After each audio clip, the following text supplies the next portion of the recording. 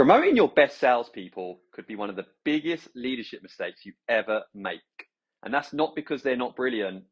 It's not because they don't deserve the recognition, but it's because selling and leading are just completely different professions.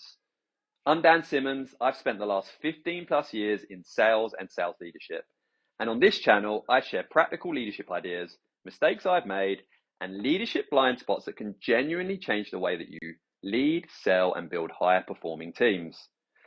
One of the biggest blind spots I see in businesses is this. We assume the person who is the best at selling will naturally be the best at leading. And on paper, it kind of makes sense. Reward the top performer. Promote the person smashing target month after month. Because after all, they've been through the trenches. They know what it's like to prospect, to negotiate, to lose and win deals and deal with rejection and perform under pressure. So surely it's the obvious choice. Except, in my opinion, it ain't. Because leadership is not the next level of selling. It's a completely different profession. Think about it. As a salesperson, the job is to maximize your own individual performance. Whereas as a leader, your job is to maximize everyone else's. One role is rewarding individual performance. The other rewards your ability to coach, influence, develop, and make those difficult decisions. Again, different skill set. And it's where so many businesses go wrong. They treat management as a reward, as a promotion. I don't. I think of leadership as an investment. An investment should only be made when there's going to be evidence of a payoff. So what evidence should you be on the lookout for? Because for me, leadership is leaving clues long before somebody gets that job. And the first thing I look for is this. Do they naturally make people around them better? Without being asked, do they help the new starters?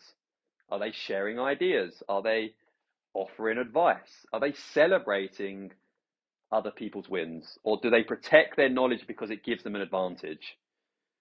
Great leaders multiply success. They don't hoard it. The second thing, the people naturally gravitate towards them because leadership isn't about just having authority. It's about having an influence. Who do people ask for help? Who do they go to trust? Who do they seek advice from when nobody's watching? Those people are already leading. They just don't have the title or the status yet. And the third thing, do those people think beyond themselves? In team meetings, are they only talking about their own deals? Or are they bringing ideas to improve the whole team? Because better processes, better customer experiences, better ways of working. This is how futures leaders think. They don't just think about their own number. They think about everyone else's. And finally, this one is huge. Do they genuinely enjoy seeing other people succeed? Watch what happens when someone closes a huge deal. Are they the first to congratulate them? Do they ask, how did they do it? Do they celebrate it? Or do they quietly just compare it to their own individual performance? Because leadership just requires a shift. You need to stop measuring your success by what you achieve and start measuring it by what your team achieves and the decisions you make. Because it's a completely different mindset. And here's one question I started to ask myself before I would even consider promoting anyone. If I took their commission away tomorrow, would this person still want to coach, support, and develop other people? If the answer is yes, you've probably found that person with genuine leadership potential. But if the answer is no, you've probably found that exceptional salesperson. Nothing wrong with that.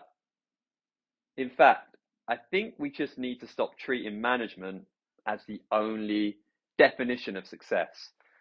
Because some of the best salespeople I've ever worked with have no desire to lead people.